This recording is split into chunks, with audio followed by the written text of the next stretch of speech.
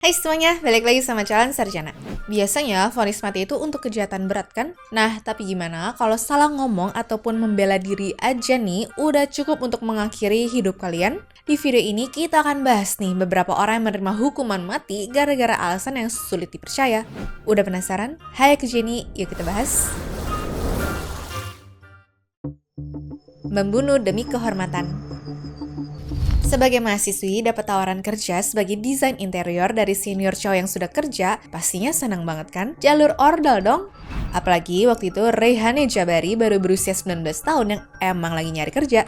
Tapi waktu disuruh datang ke apartemen pria ini untuk meeting, taunya Reyhane ini malah dilin secara brutal. Dalam kondisi panik dan juga terdesak, Reyhane cuma punya dua pilihan, antara diem aja lalu dan mungkin atau melawan balik demi nyawanya.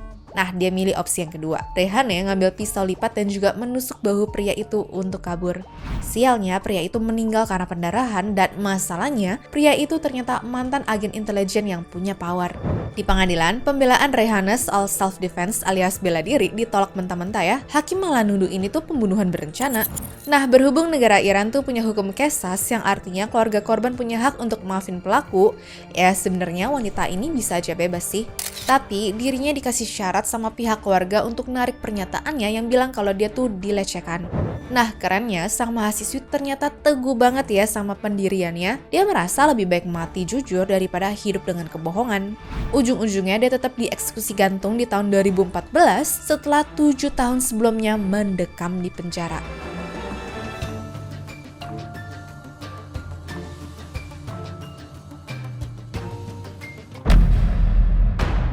Pengedar film Squid Game. Waktu series Squid Game pertama kali rilis, hampir semua orang deh di dunia ini kayaknya pada nonton dan juga penasaran sama series asal Korea Selatan ini kan? Sayangnya, pria dari Korea Utara malah membawa salinan film ini dari China lewat flash disk, sehingga ujung-ujungnya waktu ketahuan dia malah divonis hukuman. Nah, tapi kenapa sih sampai se-ekstrim itu? Itu karena Korut punya UU super ketat bernama Elimination of Reactionary Thought and Culture yang melarang keras nih masuknya budaya asing, terutama drakor ataupun film Hollywood. Pemerintah sana takut warganya teracuni ide kebebasan. Bahkan bukan cuma si pria yang jadi pengedar filmnya aja nih yang dieksekusi, tapi ada laporan 7 siswa SMA yang lagi asik nonton juga ikut jadi korbannya. Yang beli flash disknya aja kena hukuman penjara seumur hidup, dan yang nonton doang pun dapat hukuman kerja paksa selama 5 tahun. Gak berhenti di situ ya, guru dan juga kepala sekolahnya dipecat juga dan dibuang untuk kerja di tambang terpencil karena dianggap gagal mendidik muridnya. Benar-benar satu kesalahan satu kampung yang kena imbasnya ya.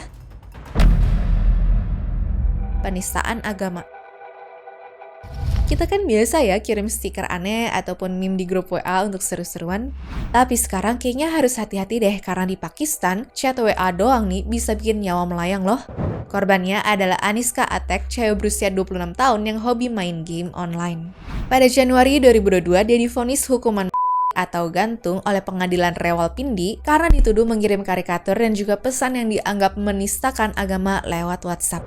Yang bikin plot twist dan juga nyesek, pelapornya itu adalah Hasnat Farok, seorang cowok yang dia kenal lewat game Mobile Legends. Anika sebenarnya ngaku kalau dia tuh dijebak. Katanya si cowok ini sakit hati gara-gara cintanya ditolak sama Anika, terus sengaja nih mancing-mancing topik agama di chat untuk menjebaknya. Begitu Anika terpancing bales, chat itu di-screenshot dan dilaporin ke polisi pakai undang-undang penistaan agama yang super ketat di sana. Hakim mutusin kalau perbuatan Anika tidak bisa dimaafkan dan langsung ketok palu hukuman mati ya guys. Beneran definisi teman makan teman level mematikan sih ini. Dituduh pelaku pembakaran. Pernah gak sih kalian dituduh melakukan kesalahan yang gak kalian buat nih, tapi gak ada yang percaya sama sekali? Nah, sekarang bayangin deh kalau tuduhannya bukan mecahin gelas, tapi membakar anak kandungnya sendiri dan hukumannya adalah suntik mati. Inilah kisah tragis Cameron Todd Willingham di Texas ya. Bulan Desember 1991, beberapa hari sebelum Natal, rumahnya tuh kebakaran hebat. Istrinya sih lagi belanja, dan Cameron yang lagi di rumah tuh panik banget mencoba menyelamatkan 3 putrinya yaitu Amber, Carmen, dan juga Cameron. Tapi semua usahanya tuh gagal karena apinya udah terlalu besar. Ketiga anaknya meninggal dan Cameron cuma luka bakar ringan. Nah justru karena luka dikit dan juga dia dianggap kurang sedih, polisi pun langsung curiga nih kalau dia tuh cuma acting. Di pengadilan, jaksa make teori sains jadul yang sekarang disebut junk science. Mereka bilang kalau ada pola luka bakar yang cuma bisa muncul kalau sengaja dibakar pakai bensin dan adanya residu cairan pembakar di teras rumahnya. Dari sini, pengadilan langsung mutusin Cameron bersalah serta dapat hukuman suntik mati di tahun 2004. Tapi setelah meninggal, para ahli forensik independen kelas dunia ternyata ngecek ulang nih kasusnya, di mana hasilnya mereka tuh sepakat kalau bukti kebakaran yang dipakai itu aslinya bodong semua. Kemungkinan besar bisa kebakaran ya gara-gara ada korsleting listrik, dan residu cairan pembakar di teras rumahnya pun kemungkinan berasal dari panggangan barbeque. Harusnya mah kalau udah kayak begini seluruh tim dan juga hakimnya ikut diperiksa dan dinyatakan bersalah nggak sih? Mereka soalnya membunuh orang yang nggak bersalah cuma gara-gara ilmu forensik yang outdated dong.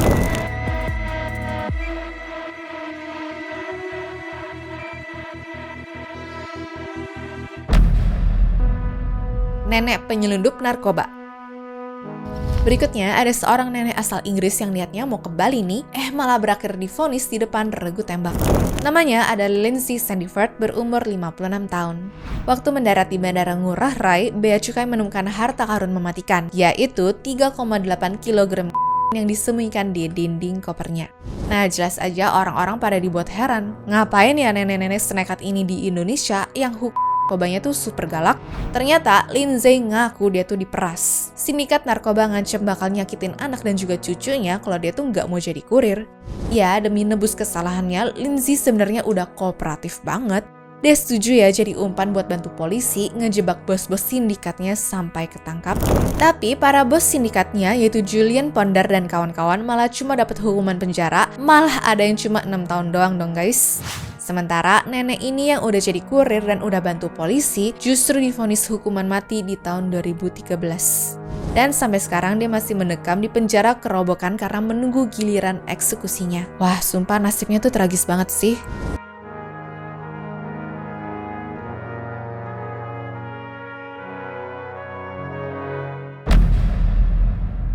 Korban pelecehan yang dihukum.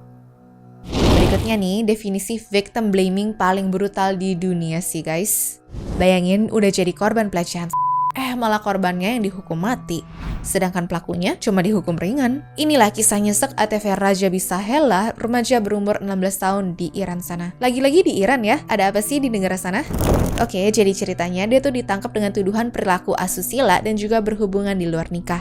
Padahal faktanya, dia tuh korban yang berulang kali sama pria tua berumur 51 tahun. Tapi pengadilan di sana malah muter balikin fakta dengan nuduh ATV sebagai penggodanya dong. Ya, karena merasa nggak adil, ATV ini sampai nekat melawan hakim dengan lantang, dimana bahkan ada laporan kalau dia tuh sempat melepas hijabnya sebagai bentuk protes. Nah, gara-gara aksi beraninya itu, hakim yang namanya adalah Haji Rezai langsung dendam pribadi dan juga menjatuhkan vonis maksimal. Tanggal 15 Agustus 2004, ATV di depan umum pakai sebuah crane ya teman-teman. Mirisnya si pria tua pelaku utamanya cuma dapat hukuman cambuk, sementara nyawa remaja 16 tahun melayang sia-sia. Benar-benar speechless sih sama ketimpangan hukum di sana ya.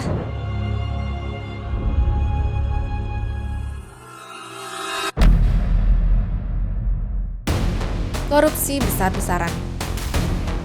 Kalau di negara lain koruptor masih bisa nih ya senyum-senyum di penjara, di Cina mah jangan harap. Contoh nyatanya adalah Pai Tianhui, mantan bos perusahaan pengelola aset negara di Cina ya teman-teman. Antara tahun 2014 sampai 2018, dia manfaatin jabatannya untuk menerima suap gila-gilaan. Total duit haram yang dia kumpulin adalah 1,1 miliar yuan atau dirupiahin sekitar 2,5 triliun rupiah. Nah, pengadilan Cina yang terkenal super tegas sama white collar crime jelas nggak ngasih ampun sedikit pun.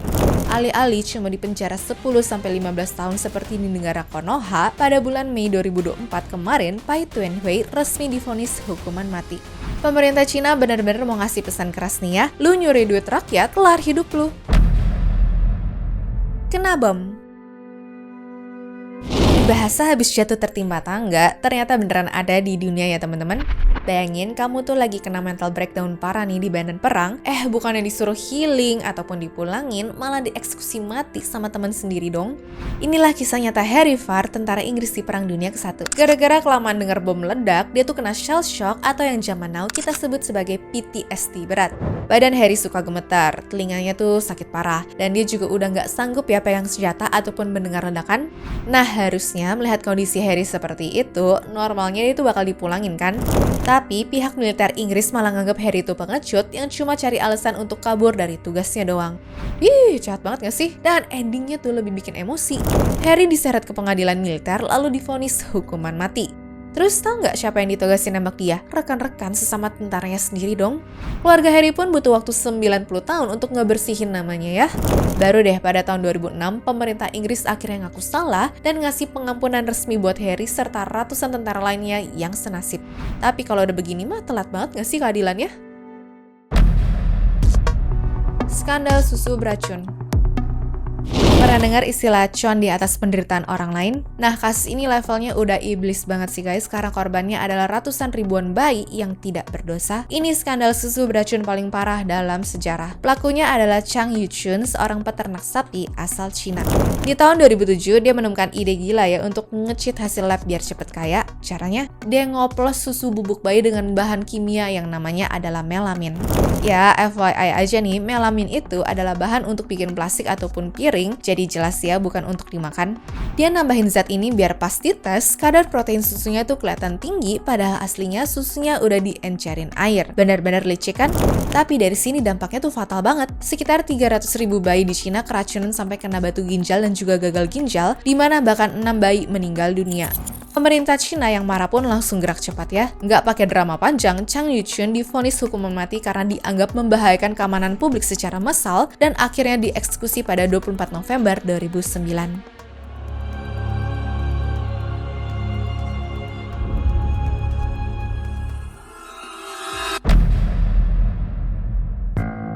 Bocah di kursi listrik.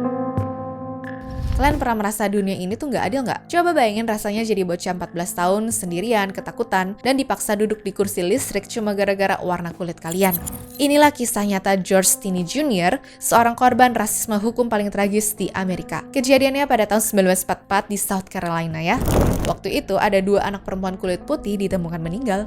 Polisi setempat yang malas investigasi beneran langsung kambing hitamin si George cuma karena dia tuh anak kulit hitam yang kebetulan sempet ngobrol sama si korban.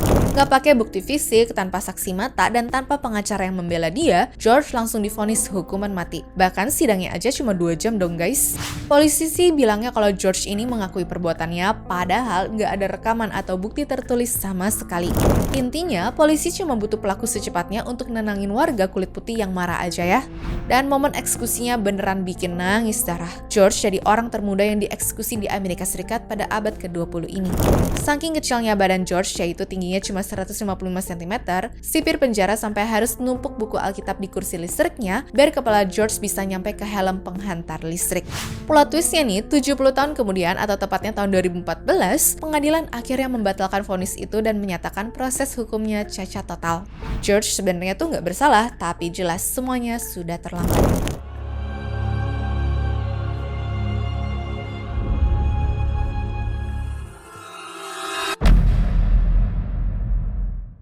Dituduh bikin impoten. Siapa sangka di tahun 2005 lalu, di mana pada saat itu harusnya udah muncul teknologi, malah ada warga Arab Saudi yang ditangkap karena dituduh ngelakuin praktik sihir dong. Iya seriusan, kalian tuh kaget. Jadi hal ini beneran kejadian kepada Fauza Fali yang dituduh pakai bantuan jin untuk bikin seorang pria jadi impoten. Nah yang bikin emosi, Fauza juga dipukuli selama masa penahanannya sampai akhirnya dia dipaksa untuk tanda tangan surat pengakuan. Padahal dia sendiri tuh nggak bisa baca dan juga nulis dong guys. Di pengadilan pun dia nggak dapat kesempatan untuk membela diri, sehingga hakim langsung ngasih hukuman pancung. Kasus ini sempat viral ya pada masanya dan banyak organisasi HAM yang teriak-teriak minta eksekusinya tuh dibatalkan. Tapi berhubung hukum di sana tuh keras banget kalau berkaitan sama sihir, alhasil Fauza meninggal di penjara pada tahun 2011 di saat menunggu masa hukuman pancungnya tanpa ada kesempatan kedua untuk membela diri sama sekali. Miris banget sih, 1 nyawa melayang gara-gara tuduhan klinik yang gak masuk akal. Anyways, cukup sampai di sini ya guys video hari ini. Sampai jumpa di video selanjutnya. Dah.